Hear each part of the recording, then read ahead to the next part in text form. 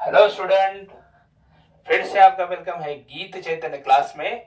आज हम देखेंगे magnetic field induction due to infinite long wire. Simple expression है। पहले कंसीडर करना है एक इनफिनाइट लॉन्ग वायर, उसमें से पास हो रहा है करंट I। अब इनफिनाइट लॉन्ग वायर है तो उसमें से छोटा एलिमेंट कंसीडर करना है।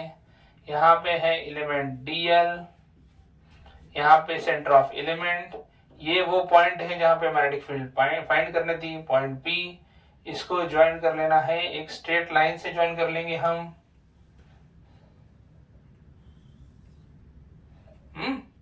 ये एंगल थीटा है और ये जो डिस्टेंस है centre of element point P का, ये स्मॉल r है।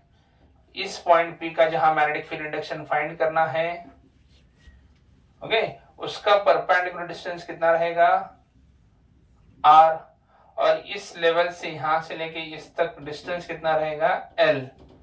ओके, सो इनफिनिट लॉन्ग स्ट्रेट वायर करेंगे अपन, स्ट्रेट वायर। ओके, ये कंडीशन में हमें मैग्नेटिक फील्ड इंडक्शन फाइंड करना है। So first consider N infinite long wire, straight wire carrying current I, current I. Let IDL be the current element,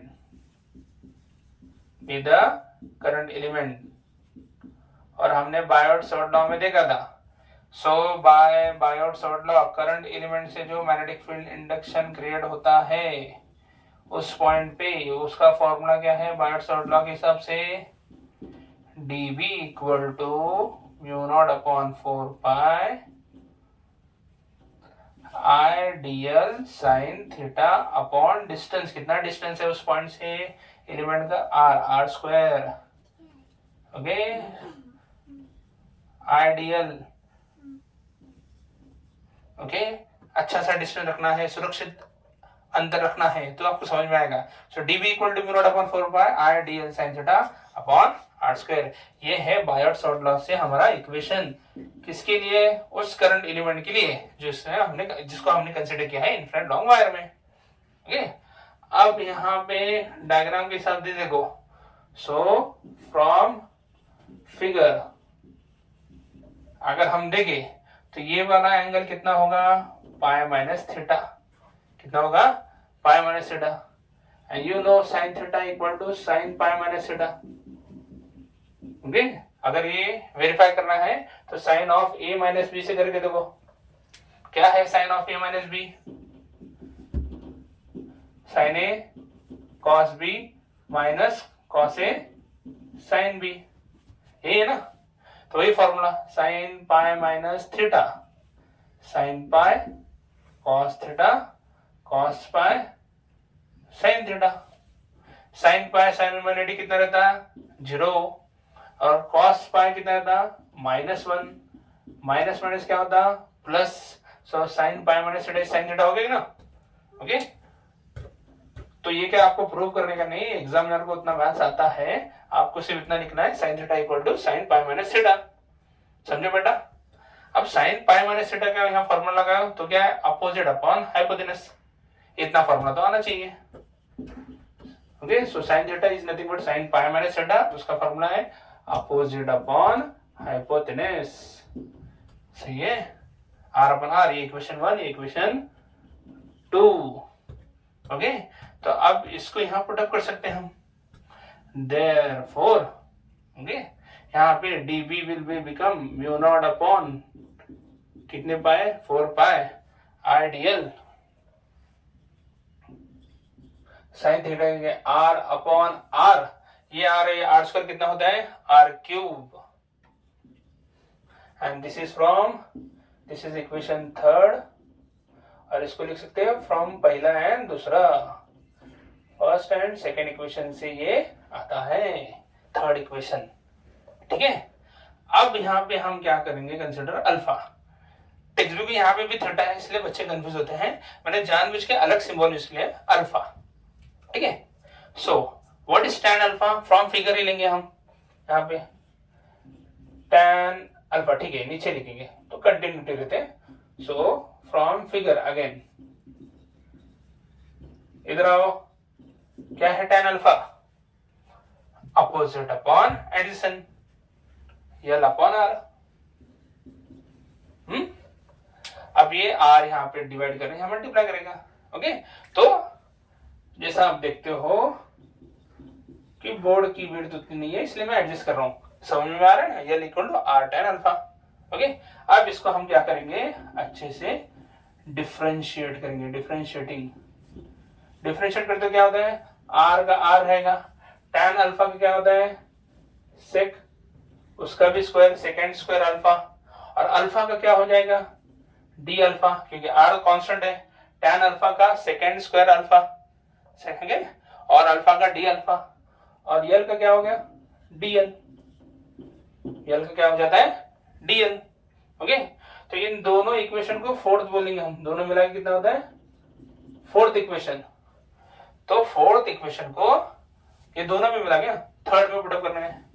so from third and fourth, क्या है third and fourth में, देखो dB as it is, mu naught as it is, 4 pi as it is, okay, I as it is है, dl की जगह क्या आता है r second square alpha into d alpha, और यहाँ r है, वो r और ये r स्क्वायर आ जाएगा। ये समझ में आ रहा है, देखो यहाँ पे पहले dl की जगह r second square alpha D alpha into r था, ये r और r क्या होता है r स्क्वायर। समझ में आ रहा है।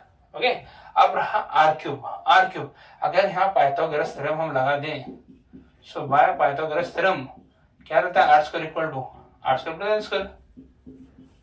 सही है, अगर मैं यहाँ स्क्वायर रूट कर दूं, r square plus l square raised to half होता है, और उसी आर का क्यूब कर दूं तो क्या होगा, r square plus l square raised to 3/2।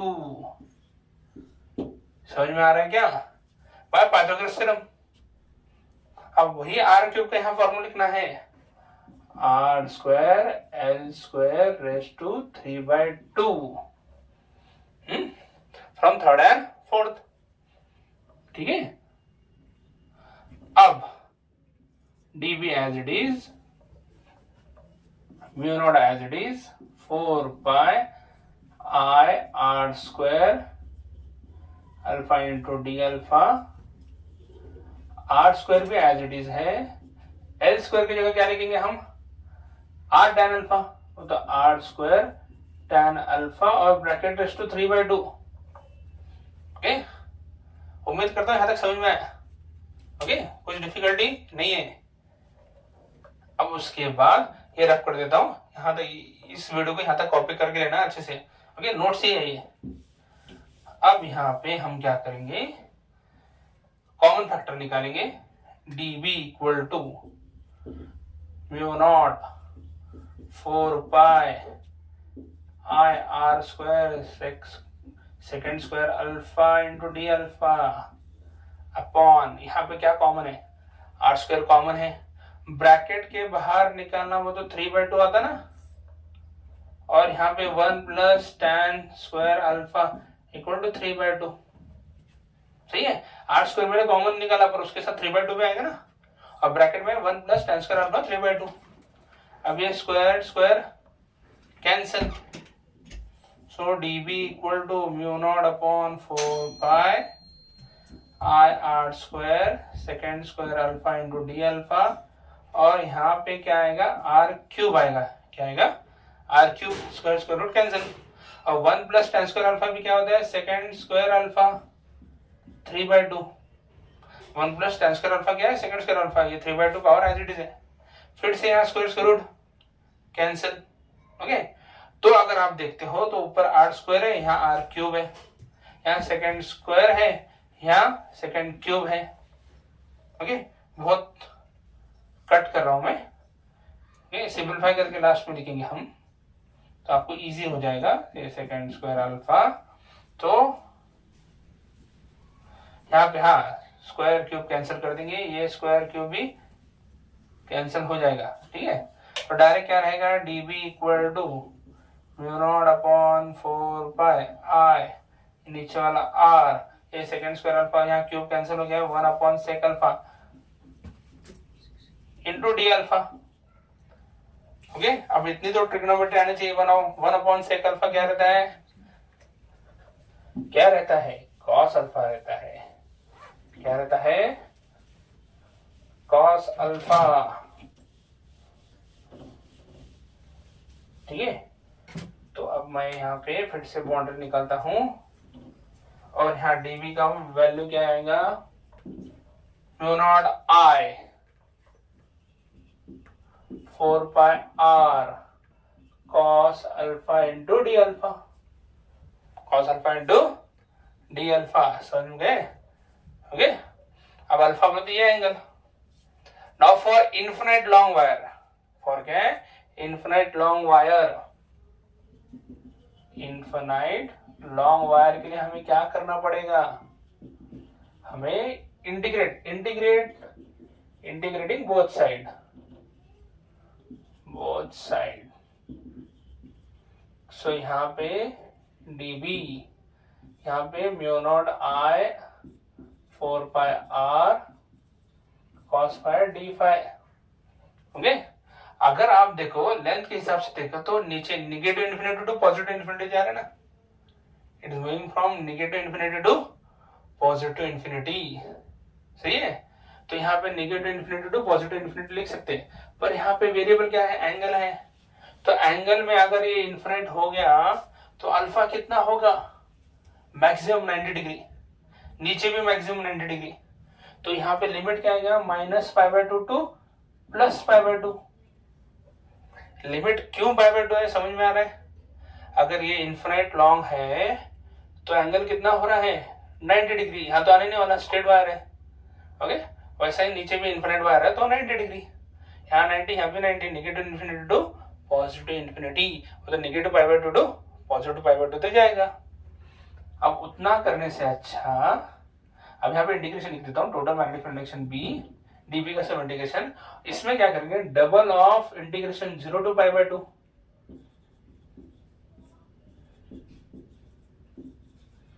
देखो, negative infinity to positive infinity करने से अच्छा आप 0 टू π/2 को 2 बार इंटीग्रेट करो, 2 बार लिमिट ले लो।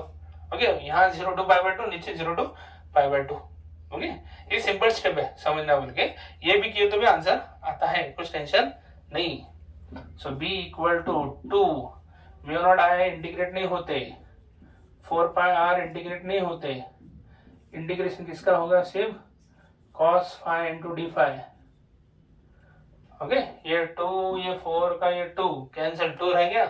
What is integration of cos phi sin phi, क्या है, mu naught I upon 2πr, और यहाँ पे sin फाइ, लिमिट क्या है, π/2 और 0, upper limit minus lower limit ना, so sin π/2 minus sin 0। What is sin π/2, 1, sin 0 लिखने की जरूरत नहीं। तो आपका लास्ट का आंसर क्या आता है, magnetic field induction due to infinite long straight wire का आंसर क्या है, mu naught I upon 2πr। So this is a simple expression. बच्चा लोग, आप बोलेंगे सर आपके लिए सिंपल है, हमें नहीं, हमको सिंपल करना पड़ेगा, एग्जाम में लिखना है ना, तो समझना होगा ये सिंपल ही है। ओके, और स्टेप प्रैक्टिस कर दो, ये सिंपल हो जाएगा। समझ में आ रहा है?